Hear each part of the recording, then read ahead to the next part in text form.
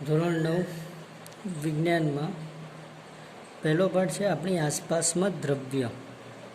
તો સૌથી પહેલો પોઈન્ટ જે છે આપણી આસપાસમાં દ્રવ્ય એટલે પદાર્થો. તો આ પદાર્થો કઈ કઈ અવસ્થામાં જોવા મળે, પહેલું તો એ.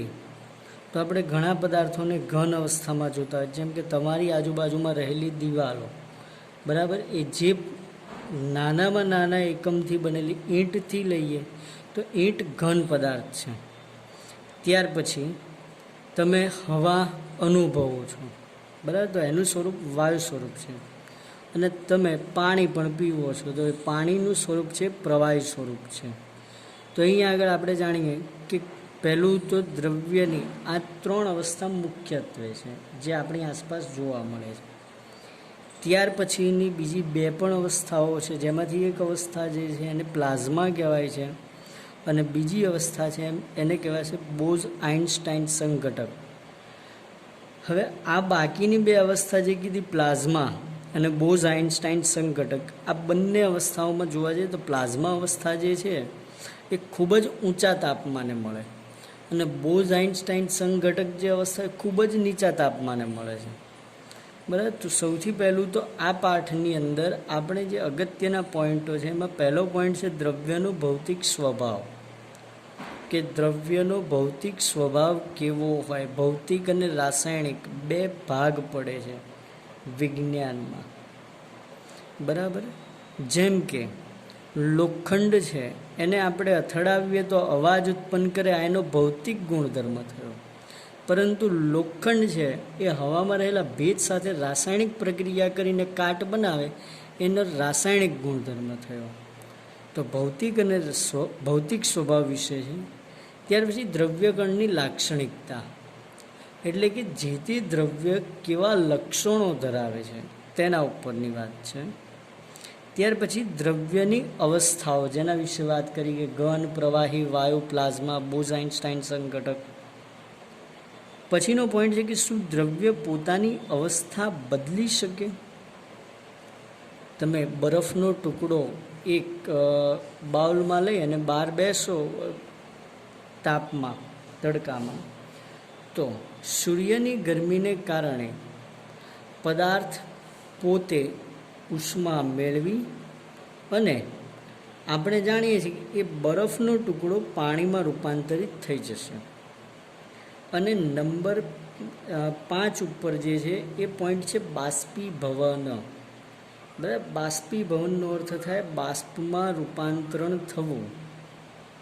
અને બાષ્પીભવનની જે ઘટના છે એ દરેક પદાર્થોમાં અલગ અલગ તાપમાને થતી હોય છે. કારણ જેટલું ઝડપથી બાષ્પીભવન પેટ્રોલ થઈ શકે છે એટલું ઝડપથી પાણી ન થઈ શકે. તો બંને પદાર્થો વિશે વાત કરીએ તો બંને પદાર્થોનું બાષ્પીભવન છે અલગ અલગ તાપમાન પર થતું રહે છે. તો પ્રસ્તાવનાનો જે પોઈન્ટ છે એમાં સૌથી પહેલો પ્રશ્ન એ છે કે દ્રવ્ય એટલે શું, ઉદાહરણ આપો. તો દ્રવ્ય કોને કહેવાય, પહેલું તો એ કીધું છે. તો આપણી આસપાસ નજર કરતાં જુદા જુદા આકાર, કદ અને બનાવટો ધરાવતી અનેક વસ્તુઓ જોઈ શકાય છે. હવે જો આપણી આસપાસ આપણે નજર કરીએ, તમે જે રૂમમાં બેઠા હોય તો એ રૂમમાં અથવા બહાર બેઠા હોય તો તમારી આજુબાજુમાં નજર કરો તો તમે જોશો કે દરેક પદાર્થ જે છે એનો આકાર અલગ અલગ છે, કદ અલગ અલગ છે. બ્રહ્માંડની દરેક વસ્તુ જે સામગ્રીમાંથી બનેલી છે તેને વૈજ્ઞાનિકોએ દ્રવ્ય નામ આપ્યું છે. જેમાંથી બનાવવામાં આવ્યું એનું એક સામાન્ય નામ, કોમન નેમ જેને કીધું કે બધાને લાગુ પડે છે, એને કીધું દ્રવ્ય. આ નામ આપ્યું વૈજ્ઞાનિકોએ કે કોઈ પણ પદાર્થ શેમાંથી બને, તો કોઈ એક દ્રવ્યમાંથી, કોઈ પદાર્થમાંથી બનેલો છે. એ પ્રમાણે જે વસ્તુ જગ્યા રોકે છે અને દળ ધરાવે છે તેને દ્રવ્ય કહે છે. જો જગ્યા રોકે અને દળ ધરાવે, આ બંનેની વાત કરી. તમે કદાચ આગળના ધોરણમાં આના વિશે ભણી ગયા છો કે પદાર્થ, દ્રવ્ય, પદાર્થ જે છે દળ અને કદ બંને ધરાવે છે, બરાબર. કોઈ પણ પદાર્થ દળ પણ ધરાવે અને કદ પણ ધરાવે. જેમ કે આપણે હવાનું ઉદાહરણ લઈએ તો આવો પ્રયોગ તમે પહેલાં પણ કરેલો હોય, અથવા માની લો કે અત્યારે સિમ્પલ આખી વાત હું જણાવું તો તમને એને વિશે આઈડિયા આવી જાય. જેમ કે એક ફુગ્ગો લઈએ આપણે, ખાલી ફુગ્ગો છે હવા ભર્યા વિનાનો. હવે એ ફુગ્ગાને તમે દિવાસળીની જે પેટી હોય છે એની અંદર હવા ભર્યા વિનાના ફુગ્ગાને સરળતાથી સમાવી શકો. પરંતુ માની લો કે ફુગ્ગામાં હવા ભરવામાં આવે છે અને ત્યાર પછી શું એટલી સરળતાથી જઈ શકે ખરું? તો નહીં જાય, કારણ હવા કદ ધરાવે છે, એને કદ છે, બરાબર. તો આ હવા કદ ધરાવવાના કારણે ફુગ્ગો સરળતાથી દિવાસળીની પેટીમાં જશે નહીં. એટલે હવા કદ ધરાવે, કદ વિશેનો આપણને અહીંયા ખ્યાલ આવી જાય. ત્યાર પછી દળ વિશેની વાત. તો તમે ત્રાજવું જોયું હશે, બરાબર. એવી જ રીતે એક આડી પટ્ટી ઉપર આપણે બે ફુગ્ગા લટકાવીએ, એમાંથી એક હવા ભરેલો હોય અને એક હવા ભર્યા વિનાનો ફુગ્ગો હોય. તો કયો ફુગ્ગો નીચે આવે તમે જાણી શકો સરળતાથી, કે આપણે જાણીએ નોર્મલ રીતે, બરાબર, કે જે ફુગ્ગામાં હવા ભરેલી છે એ ફુગ્ગો નીચે તરફ આવશે અને જે ફુગ્ગામાં હવા નથી એ પેલાની સરખામણીએ ઉપર તરફ જશે, કારણ હવા દળ ધરાવે છે. બરાબર. તો અહીંયા પદાર્થ, દળ અને કદ, બરાબર, જગ્યા રોકે એનો અર્થ થયો કદ. કોઈ પણ પદાર્થે અવકાશમાં રોકેલી જગ્યા એ પદાર્થનું કદ કહેવાય. એટલે જે વસ્તુ જગ્યા રોકે એનો અર્થ થયો કદ, અને દળ ધરાવે તેને દ્રવ્ય કહે છે. દ્રવ્યનો અર્થ શું? તો પદાર્થ દળ પણ ધરાવતું હોય અને કદ પણ ધરાવતું હોય. દળ એટલે શું? તમને એવો પ્રશ્ન કરે તો દળ એટલે પદાર્થમાં સમાયેલો દ્રવ્યનો જથ્થો, એને કહેવાય દળ. અને કોઈ પણ પદાર્થે અવકાશમાં રોકેલી જગ્યા એને કહેવાશે તેનું કદ. ત્યાર પછી આગળનો પોઈન્ટ છે ઉદાહરણ: હવા, ખોરાક, પથ્થર, વાદળા, તારા, વનસ્પતિઓ, પ્રાણીઓ, પાણી, રેતીના કણ વગેરે. આ બધા પદાર્થો એવા જે કદ પણ ધરાવે છે અને દળ પણ ધરાવે. બાકીના બધા પદાર્થો વિશે તમે જાણો છો, બરાબર. હવાને વિશેની મેં વાત કરી લીધી. તો ખોરાકની અંદર કદ અને પેલું દળ બંને ધરાવતા હોય છે. તમે પણ જાણો છો ખોરાક છે, માની લે શાકભાજી, તો આપણે દળના આધારે તો લઈએ છીએ, એની ખરીદી થતી હોય. 1 કિલોગ્રામ, 2 કિલોગ્રામ. કિલોગ્રામ દળનો એકમ છે, વજનનો નહીં. વજનનો એકમ ન્યૂટન છે, બરાબર. અથવા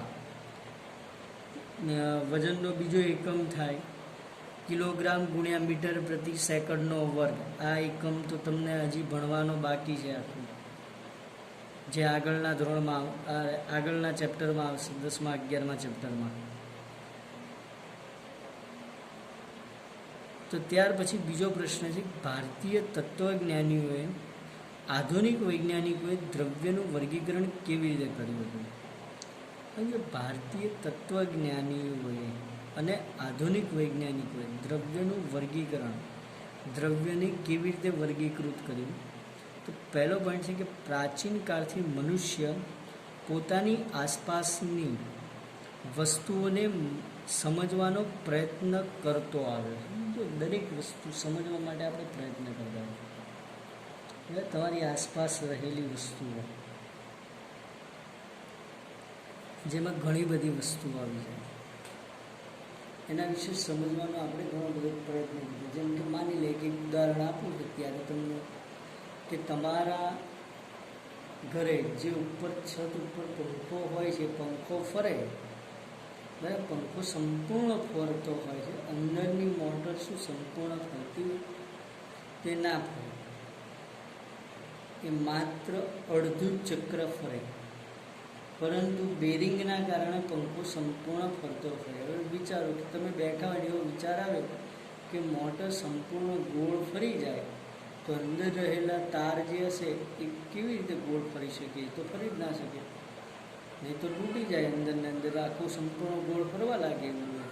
તો વિચારો કે કેટલું ફરી જશે અંદર, કેમ કે વાયર ખેંચાતો જાય તો સંપૂર્ણ ફરવા લાગે તો એટલો વાયર પણ જોઈએ અંદર, જેવો એક પછી એક પ્રાંટી ચડતી જાય. તો આ એક ઉદાહરણ હતું. એ સિવાય બીજું ઉદાહરણ, જેમ કે તમે કોઈ ચોપડી છે બરાબર, તો એક કાગળ છે, કાગળ ઉપર તમે જોઈ શકો કાર્બનના કારણે લખાણ થયેલું છે. તો આ કાર્બનના કારણે જે લખાણ થયેલું છે એના વિશે તમે અંદર જાણવા માટે ઉત્સુક થાવ કે આ કાર્બન જે છે એ કયા પ્રકારનું હશે લખાણ, ઘન કાર્બન ચોંટાડ્યું હશે, ઘન કાર્બન ચોંટેલું હશે કે પછી પ્રવાહી સ્વરૂપે આવ્યો હશે. તો ઘણા બધા છે જેના વિશે આપણને જાણવાની, સમજવાની ઈચ્છા થતી હોય. તમે કોઈ વસ્તુ નવી જુઓ છો તો પણ તમને જાણવાની ઈચ્છા થાય કે આનું કંઈ સમજીએ. જેમ કે માની લે કોઈ તારા જૂથ તમે જોયું બરાબર, તો એ તારા જૂથ વિશે વધારે જાણકારી મેળવવાની ઈચ્છા થાય. કોઈ અવકાશીય પદાર્થ જુઓ છો, કોઈ નવો પથ્થર કેવું જુઓ છો, બરાબર, કોઈ એવી વસ્તુ, કોઈ એવો પ્રાણી જુઓ છો કે જેનું આકાર, એનો કદ, એનો રંગ તમે પહેલાં જોયું જ ના હોય એવો જોવું છો તો પણ તમને એની જાણવા વિશે, સમજવા માટે વધારે ઈચ્છાઓ થતી હોય. ભારતના પ્રાચીન તત્વજ્ઞાનીઓએ દ્રવ્યનું મૂળભૂત 5 તત્વમાં વર્ગીકરણ કર્યું હતું, જેને પંચતત્વ તરીકે ઓળખવામાં આવે છે. અને આ 5 તત્વો જે છે એ કયા કયા છે? તો પહેલું છે વાયુ, બીજું પૃથ્વી, ત્યાર પછી અગ્નિ, ત્યાર પછી આકાશ અને પાણી. આ 5 તત્વોમાં આખું બ્રહ્માંડ વર્ગીકૃત કર્યું હતું. તેઓના મત મુજબ દરેક સજીવ કે નિર્જીવ વસ્તુ આ 5 મૂળભૂત તત્વોની બનેલી છે. તો ગ્રીક તત્વજ્ઞાનીઓએ પણ દ્રવ્યનું આ જ પ્રમાણે વર્ગીકરણ કર્યું હતું. આધુનિક વૈજ્ઞાનિકોએ દ્રવ્યનું વર્ગીકરણ ભૌતિક ગુણધર્મ અને રાસાયણિક સ્વભાવ એટલે રાસાયણિક ગુણધર્મના આધારે કર્યું. કોઈ પણ પદાર્થ છે એના ભૌતિક ગુણધર્મ અને રાસાયણિક ગુણધર્મ બંનેના આધારે કરવામાં આવે. જેમ કે માની લે લોખંડ છે ને એક બાજુ પ્લાસ્ટિક લઈએ છીએ, બંને ઉપર કોઈ પદાર્થ અથડાવવામાં આવે તો અવાજ કોણ વધારે ઉત્પન્ન કરે? લોખંડ, બરાબર. ત્યાર પછી બંને ઉપર એસિડ નાખવામાં આવે તો કોણ રાસાયણિક પ્રક્રિયા કરી, કોણ ન કરી શકે? એના વિશે પણ આપણે રાસાયણિક રીતે જાણી શકીએ. તો આમ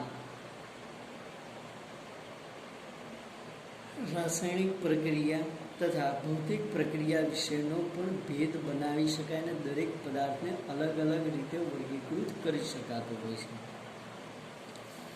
ત્યાર પછી છે દ્રવ્યનો ભૌતિક સ્વભાવ, પ્રકૃતિ જેને કહીએ છીએ, બરાબર. બીજો આમ જોવા જઈએ તો આ ચેપ્ટરનો પહેલો પોઈન્ટ ગણાય.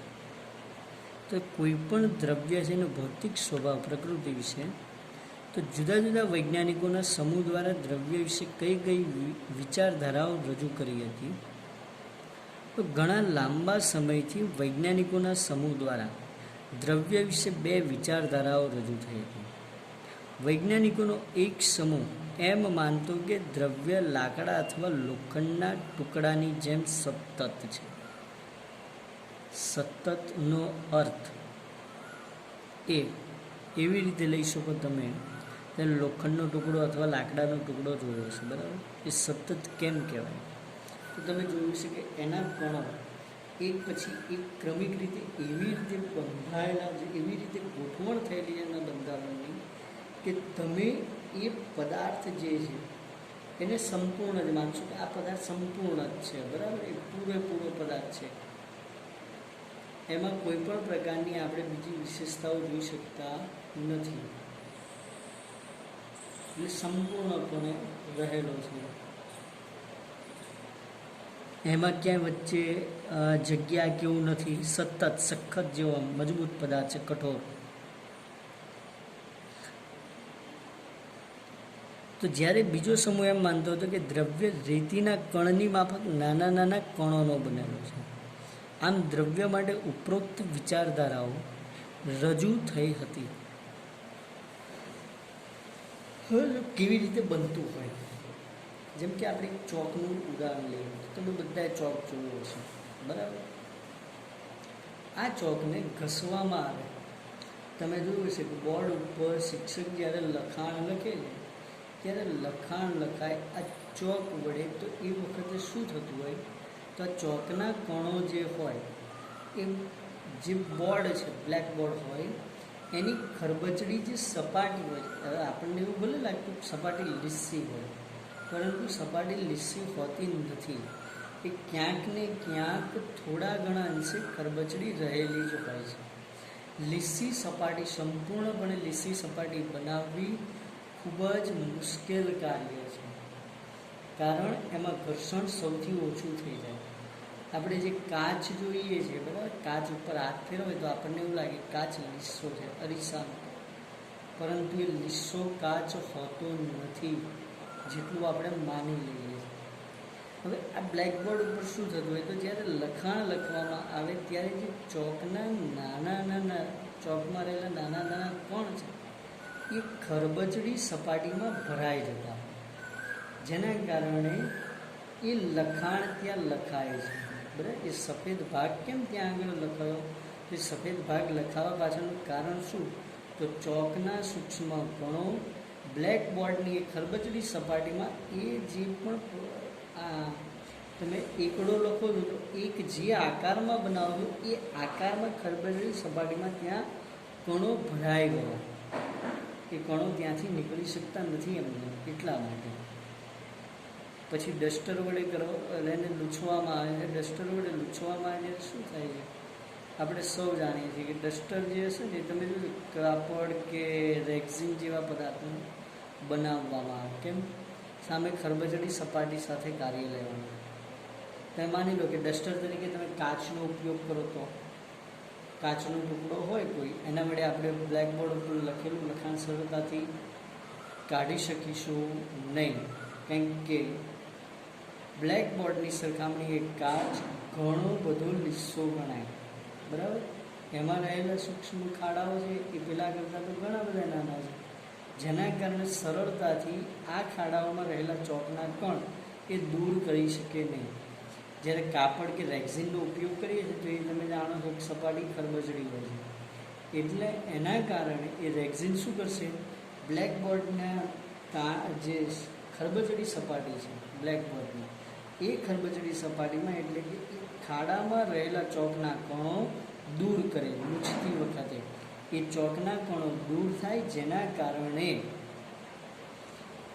બ્લેકબોર્ડ ઉપર લખેલું લખાણ દૂર થતું હોય. તમે જોયું છે કે એ કણો ઘણા બધા રેક્ઝિન પર પણ ચોટેલા. તમે ક્યારે ડસ્ટર જે હોય લખાણ લખેલું હોય અને લૂછી લીધા પછી ક્યારે ડસ્ટરને જોજો, રેક્ઝિનવાળો ભાગ એમ થોડી વાર દબાવશો કે એવું કંઈ કરશો તો પણ એના ઘણા બધા કણો છૂટા પડે છે. તો આ એક પદ્ધતિ જે છે એ દર્શાવે છે કે નાના કણો માંથી પદાર્થ બનાવવામાં આવે. બે સમજો, માની લો કે વૃક્ષ છે, વૃક્ષનું થડ છે. હવે આ થડ છે એ થડને આપણે ખૂબ જ નાના ભાગમાં વિભાજિત કરતા જઈએ. જેમ કે થડ હતું એના 2 ભાગ કર્યા, પછી જે બીજો ભાગ બન્યો નાનો ભાગ હોય એમાંથી બીજા 2 ભાગ કરો, બીજી ભાગ કરતા જાઓ, તો નાનામાં નાનો લાકડાના વેર સુધી આપણે પહોંચી શકીએ, બરાબર. પછી એનાથી વધારે કદાચ થોડો તમે ભાગ કરીશું, એનાથી વધારે ભાગ કરી શકીએ નહીં. એટલે કે અમુક એની અવસ્થા એવી આવશે કે જ્યારે વિભાજ્ય ના બને. હકીકતમાં એવું હોતું નથી. આપણી અમુક જોવાની ક્ષમતા છે, આપણે પદાર્થને ત્યાં સુધી જ વિભાજિત કરી શકીએ, એથી વધારે વિભાજિત કરી શકતા નથી. તમે માની લો કે ક્યાં સુધી તમે રેતીના કણ હોય અને એક કણને લેવાનું કીધું તમને, અને પછી તમને એવું કહેવામાં આવ્યું ચલો આને 2 ટુકડા કરો. કદાચ ચલો 2 ટુકડા કરી પણ કર્યા, પણ તમને એવું કીધું હોય કે રેતીના કણના 100 ટુકડા કરો અથવા 1,00,000 ટુકડા કરો, તો એના જે 1,00,000 ટુકડા કરતાં જે કણ નાનામાં નાનો કણ બન્યો હશે એને આપણે નરી આંખે જોઈ શકતા નથી. આપણી આંખોની જોવાની ક્ષમતા બરાબર અલગ છે, અને એ કણો જે છે એનું કદ પણ અલગ હોય છે. જેમ કે હાલમાં કોરોના વાયરસ,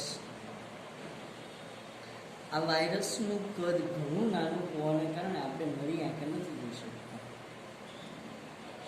બરાબર, વાયરસ છે, બેક્ટેરિયા છે, બધું હવામાં હોય જ છે, પણ આપણે નરી આંખે ન જોઈ શકીએ. એ સિવાય તમે અત્યારે જો પ્રકાશિત રૂમમાં બેઠા હોય તો એ રૂમમાં તરતા હવા સાથે બીજા જે રજકણો હોય છે એને પણ આપણે નથી જોઈ શકતા. એને જોવું હોય તો એક પ્રયોગ કરવો, અથવા આવું તમે જોયું છે ઘણી બધી જગ્યાએ. જેમ કે છાપરાવાળું કોઈ મકાન હોય, બરાબર, રૂમ કે છાપરું ના હોય તો દિવાલો હોય ચારે બાજુ, અને ઉપર પણ છત હોય તો કોઈ બારી હોય, જ્યાંથી નાનું એવું પ્રકાશનું કિરણ રૂમમાં પ્રવેશી શકે. અથવા છાપરાવાળું હોય તો શું હોય કે છાપરામાં એક નાનું એવું કાણું હોય તો દિવસે એટલે બપોરના સમયે એમાંથી નાનું એવું પ્રકાશનું કિરણ રૂમમાં પ્રવેશે, અને એ પ્રકાશનું કિરણ રૂમમાં પ્રવેશે ને ત્યારે પ્રકાશનો એ માર્ગ છે, આપણે કિરણનો માર્ગ જોઈ શકીએ કે કયા માર્ગ ઉપર ગતિ કરે.